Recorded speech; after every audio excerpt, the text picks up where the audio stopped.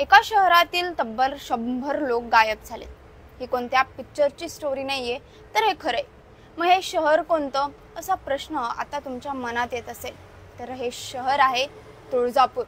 तुळजापूरचं नाव सध्या प्रत्येक चॅनलच्या आणि न्यूजपेपरच्या हेडलाईनला तुम्ही पाहिलं आणि ऐकलं असेल, आणि अंदाज सुद्धा आलाच असेल की हे प्रकरण आता काय आहे। सध्या गेल्या काही दिवसांपासून तुळजापूर मधलं ड्रग्ज प्रकरण हे चांगलंच चर्चेचे। पोलिसांनी अंमली पदार्थाचा साठा जप्त केल्यानंतर रोजच नवनवीन माहिती या प्रकरणी समोर येते। ड्रग्ज प्रकरणामध्ये नाव येऊ नये म्हणून तब्बल 100 लोक गायब झालेत। तसंच तुळजापुरातल्या या अंमली पदार्थाच्या रॅकेटमध्ये तुळजापुरातल्याच काही पुजाऱ्यांचाही समावेश असल्याचं समोर आले। यामुळे एकच खळबळ उडाली आहे।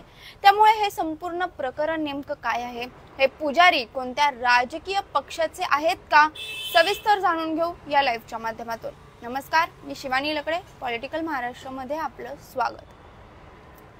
महाराष्ट्राची कुलस्वामिनी तुळजाभवानीचं देवस्थान हे 3.5 शक्तिपीठांपैकी एक शक्तिपीठ आहे। हजारो भाविक रोज कुलस्वामिनीचं दर्शन घेतात। पण सध्या गेल्या काही दिवसांपासून तुळजापूर मधलं ड्रग्ज प्रकरण चांगलंच चर्चेत आहे। खरं तर गेल्या 3 वर्षांपासून अंमली पदार्थाची तस्करी होत असल्याचं बोललं जात होतं, पण पोलिसांच्या हाती काही लागत नव्हतं।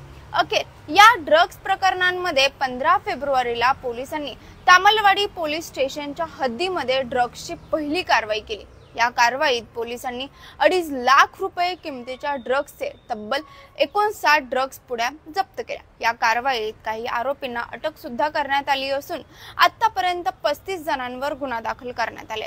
पण 2 दिवसांपूर्वी एक खळबळ उडवून टाकणारी बातमी ही समोर आली।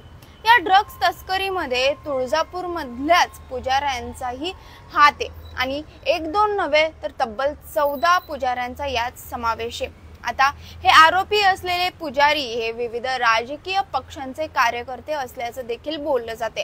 राणा जगजितसिंह पाटील यांच्या उजवे डावे लोक यात सहभागी असल्याचा आरोप खासदार ओमराजे निंबाळकरांनी केलाय। या आरोपावर मात्र राणा जगजितसिंह या पाटील यांनी बोलायला नकार दिलाय।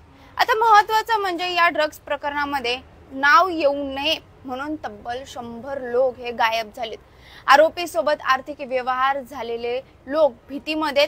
तुळजापुरात युवक उद्योजकांना पोलिसांच्या नोटिसा पाठवल्या जात आहेत। पोलिसांकडून आतापर्यंत 200 जणांना नोटीस ही पाठवण्यात आली आहे। कोणत्या ना कोणत्या कारणाने बँक व्यवहार झाला, आपलं नाव ड्रग्ज प्रकरणात येईल अशी भीती लोकांमध्ये। पोलीस कारवाईच्या दहशतीने गायब झालेल्या लोकांबाबत पुजाऱ्यांनीही दुजोरा दिलाय। तुळजापुरातून गायब झालेल्या लोकांचा ड्रग्ज खरेदी विक्रीमध्ये सहभाग होता की ते फक्त आर्थिक व्यवहार झाल्यामुळेच गायब आहेत, हे पोलीस तपासात समोर येईलच। पण दुसरीकडे गायब झालेल्या या 100 लोकांची नावं जाहीर करावी, पोलिसांना कोणी थांबवले असा सवाल ठाकरे गटाचे आमदार अंबादास दानवेंनी केलाय। थोडक्यात या प्रकरणात रोजच धक्कादायक खुलासे होत आहेत। तसंच या तुळजापूर ड्रग्ज प्रकरणाचं मुंबई कनेक्शन असल्याचं सुद्धा बोललं जाते। त्यामुळे ड्रग्जचा विळखा हा वाढताना पाहायला मिळतो। तसंच तुळजापूरमध्ये एक भीतीचं वातावरण असल्याचं सुद्धा चित्र सध्या दिसतंय। पण काही प्रश्न यातून उपस्थित होतात, ते म्हणजे हे गायब झालेले लोक ड्रग्जच्या धंद्यात खरोखर गुंतले होते का? या पुजाऱ्यांचा वापर कोण करत होतं आणि कुणाचा वरदहस्त होता का, असे प्रश्न उपस्थित होत आहेत। यावर तुम्हाला काय वाटतं, आम्हाला कमेंट करून नक्की सांगा आणि पाहत राहा पॉलिटिकल महाराष्ट्र। धन्यवाद।